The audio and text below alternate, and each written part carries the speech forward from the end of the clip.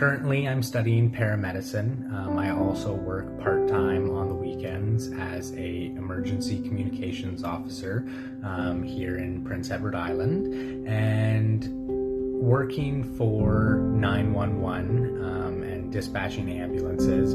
I'm exposed to a number of stresses in different ways, and it can be definitely something that weighs down on any person.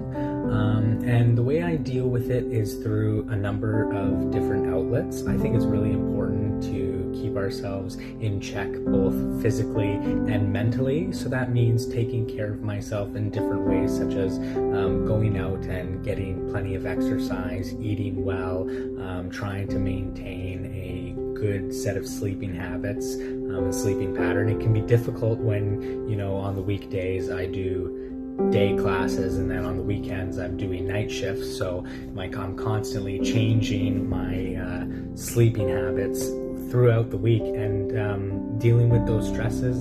It can be difficult, but it's manageable when you stay consistent with healthy choices. For me, pressure is a fundamental part of my everyday life. It can be overwhelming at times, but I find the best way to cope with it is through focusing on time management. So for me, this is creating a schedule of things I have to accomplish in my day. It's creating a checklist and marking things as I complete them. And it's breaking down what can seem like large, overwhelming tasks into small, manageable goals. And within my day, I try to break that down further and to have dedicated breaks and then dedicated times of productivity. So I am definitely someone who struggles with daily, everyday stress as well as pressure. And so for me, I find over the last couple months, something that I've done that has helped me is when I start to feel like that bubble inside of me that I'm stressed out, or that I feel like something is starting to take over my thoughts, like it's something I'm hyper focusing on. I find recently I have been turning to like my spiritual side of things, and I've been doing a lot of reflecting and studying, whether that's just a little quick devo in the morning or focusing on a specific group activity that I've done throughout my church that I can reflect on. Sometimes I'll put on worship and I'll just listen to the words and let them flow inside. And sometimes I'll pick one or two words out from a song and let it apply to me and focus on it. So one of the songs I've been currently listening to and having on repeat when I've been stressed is Reckless Love by Corey Asbury. And so for the one quote, obviously, or the one chorus, it's oh, the overwhelming love, never-ending failing love. And I just think like never-ending and never unfailing love, like that is crazy to me. Like how is that just so prominent and just like so written in the book? Like that's it, that's what it is. And so for me, I just like, I sit there and I listen to the words and I let them apply to my heart and the stresses that I have in that moment. And I try and flip it and just think, no, I am loved. Things are good. I am in control. These are the things that I can do. I also sometimes will go for walks. I know winter's approaching, so it's a little bit colder. But I find sometimes just getting a little bit of fresh air can definitely be super beneficial. But yeah, that's some of the things that I do.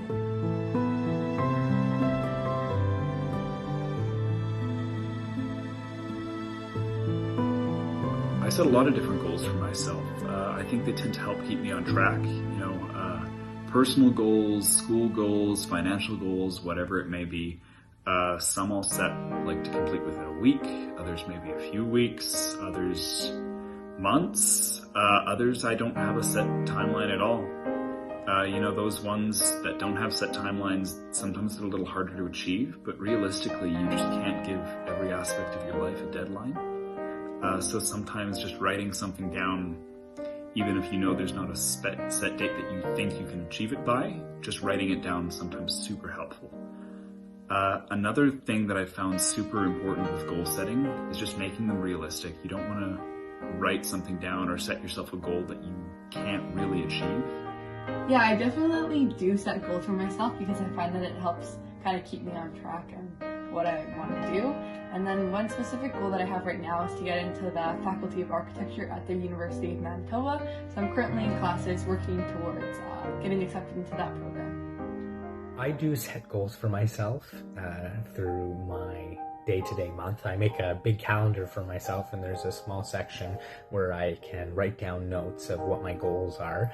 For instance, this month's goal was to reduce screen time, finish a book within the month, and continue to focus on my studies. And I set these goals for myself monthly because I think it's really important to guide ourselves with focus. And to guide ourselves with focus, we have to set intentions. Intentions are very important when planning out for the future.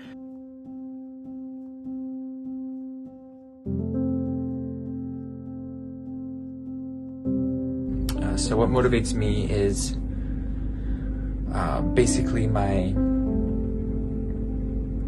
fire, my ignition for dance, my passion for dance. It's what really inspires me to do anything, really. I've been dancing for over 13 years now, so it's been my life, but it's definitely been an outlet for me to motivate me to do more in dance, or more in other practices, or more in different types of work that I'm interested in. Other than that, I think my close ones,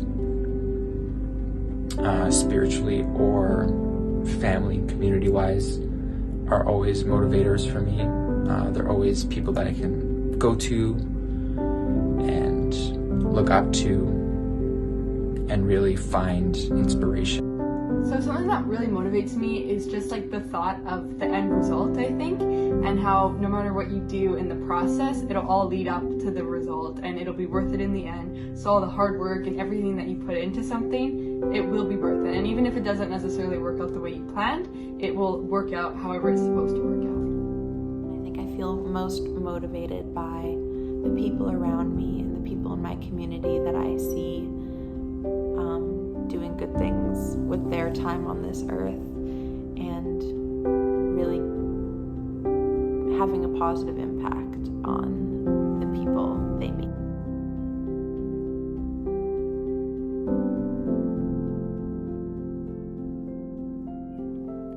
For me, it's communication, which I think is also one of the most important things. It's really hard to reach out when you need to have hard talks with people you care about, and sometimes it takes a lot of effort to just reach out in general. I deal with relationship difficulties in different ways. I think everybody's relationships, friendships, intimate relationships, and whatnot all present their own unique challenges, as everybody's relationship is very circumstantial to them and their shared experience together. I think one of the hardest things when it comes to relationships is dealing with conflict and disagreement. One of the biggest, I think, failures in many people's relationships is their ability to communicate with one another. And in my adult life, I now try to approach conflicts and things in a manner where everybody gets to share their perspective on things and feel heard, and try to find ways to compromise so everybody can be satisfied to some degree. At the end of the day, relationships are a two-party involvement. It takes two to tango, I like to say, and that means that sometimes compromise needs to be made to ensure lengthy and strong relationships, and strength comes with good roots in communication. I think for me personally, I struggle to really be authentic with another person in a relationship and be vulnerable in those situations by telling somebody how I truly feel or how I truly look at a situation, whether that's positive or negative, just being true to who I am.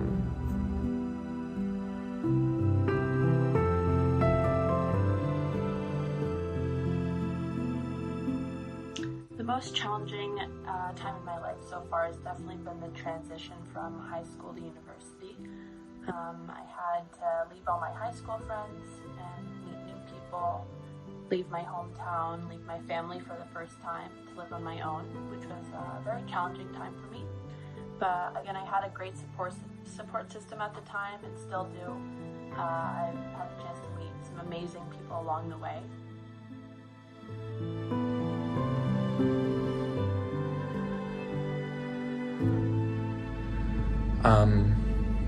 Stefanie Rutherford, who's a great mentor of mine, she gave this little quote. It goes, basically, fear is a liar. She kind of explains it as a barrier or a wall that you should either go through, under it, or around it. But it's an obstacle that in any sort of way, creatively, spiritually, or personally, fear is lying to you. So you should break that down and just get away from that idea of fear, because it's not real. It's only up here. So I would say like the best lesson that I've learned would be when I lived in Mexico for 3 months. I got to experience a whole new set of culture values, the way people lived, experienced life every day, and just became more grateful for the things that I had back home here in Canada. And so for me, my lesson that I learned would be perspective. And what I mean by that is constantly our perspectives can change. So for an instance, we could think really negative about a situation and we can turn it around and think, you know what, I'm gonna think positive about this, or find the positives in it, because I feel that that is most important to me. And you start to realize like things get easier, life gets a little bit lighter, and you just get to experience so many better and great things when you do that. And so for me, I wouldn't say it was a specific person that taught me that lesson, but I think more of a place taught me that. And I actually have it tattooed on my arm here, the word perspective, just because I think that's most important. And I really feel like even mental health wise, helping change your perspective, and yes, it isn't easy, but once that moment happens, it's amazing, and it's just a great way to live.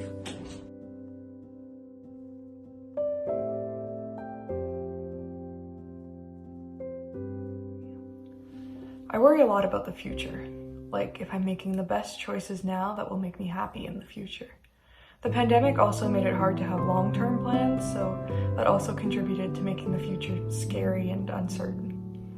I think day to day I worry most about what I'm doing with my life and whether my life is going in the direction I want it to, if I'm impacting the people around me in a positive way, or doing things that hold value.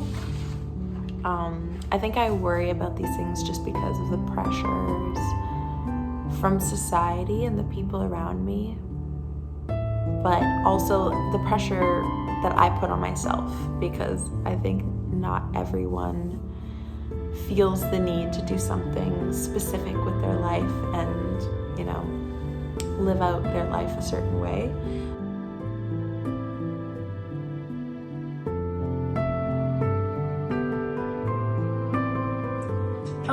Hey, so I would say the best advice, or something I wish I could tell my younger self, would just be that I'm loved, and that things that happened weren't my fault, and that it does get easier, and there's people that are loving you and that will fight for you and be there for you.